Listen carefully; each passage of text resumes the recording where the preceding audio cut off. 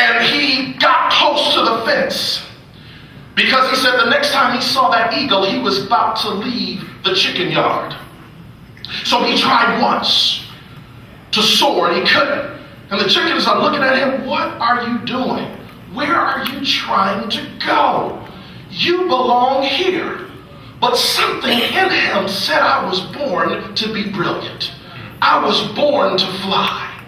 And all of a sudden, after a second try, the third try, he became airborne and he left the chicken yard and he looked back down and he said, bye-bye chicken yard. See, everything that Brother to Brother is about is taking men out of the chicken yard to recognize that they are eagle born to soar, born to release their brilliance. And when a man releases his brilliance and finds his voice, he can love a woman, not hit a woman. Because he understands that he has the power to unlock what's in her. And when he unlocks what's in her, they together discover their value. Because a whole man marries a whole woman, they make a whole marriage. And when that happens, they have whole children. Because they understand that they have the ability to release a generation into their destiny. Now, as I prepare to take my seat, I must leave a challenge to Brother, because we are living in a very crucial hour right now. 7 million men have been laid off in this he session, and those jobs are not coming back. I'm going to challenge you. How do we begin to help brothers reinvent themselves so during this next decade they will remain relevant? Because when a man is not relevant, he loses his purpose. And when he loses his purpose, he loses his vision. And when he loses his vision, he loses his voice. And when he loses his voice, he will lose his family. How do we help brothers reposition, reinvent, understand it is not about working a job, it's understanding how do I create a job and become a free agent.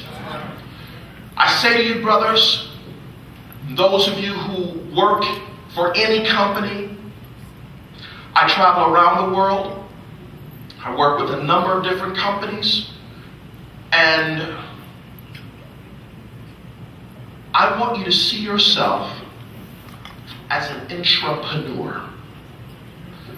Wherever you work, whatever business you're in, you should be paid for the problems you solve and the solutions you find, not the product or service that you offer. I'm gonna let that marinate for a moment. Why do I say this? Singapore went from third world to first world in 25 years. India has moved 300 million people above the poverty level in a decade. China has moved 400 million people above the poverty level in less than 8 years. There are 310 million people in the United States of America, according to the last census. If they can do that, what enables us to be a superpower and the most recognized brand in the world is our creativity and our innovation.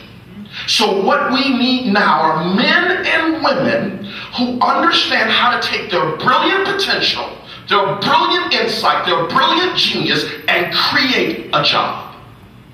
Create something that allows them to stay relevant. Why do I say this? In the future, people will be paid for innovation rather than duration.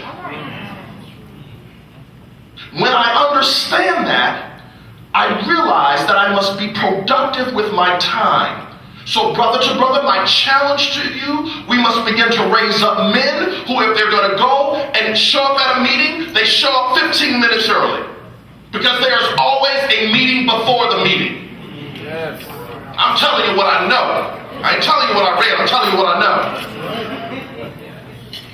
If all of your friends look like you, your world is too small.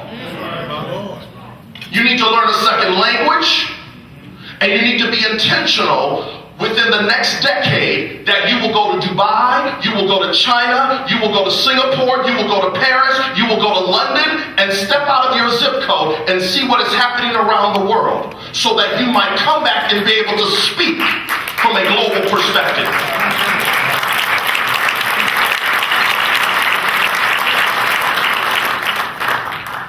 If we are to be relevant, we must take the marketplace. Why do I say that? There are 152 documented miracles in the Bible. Only 14 of them happen in a synagogue, a temple, or a church. The rest of them happen in the marketplace. What's my point? You are your own bailout plan. You are your own stimulus plan. You have brilliance in you. I'm not looking to Washington, D.C. for the hookup. I am a hookup.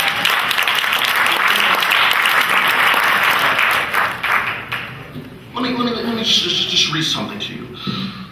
How you value yourself is revealed day in and day out by how you treat yourself and how you talk to yourself.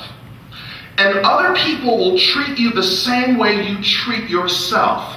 If they sense that you are unsure of your value, they will handle you any way they see fit.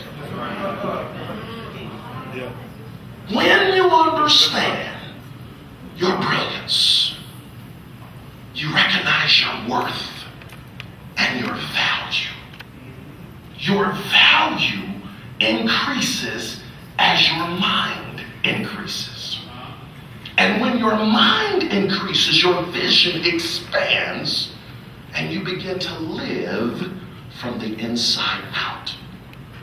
And when you live from the inside out, you can turn and face that lion and say, bring it on. I want my strength and I want my courage. And you can tell your wife, I love you and I believe in you. Because do you realize as you raise children that for those of you who have daughters, your daughter is going to marry somebody like you? And your son is learning to love a woman how you love his mother. And when that happens, there is something that happens spiritually in the house that ignites something in the children. Listen, brother to brother, I love you, I believe in you, and there's not a darn thing you can do about it.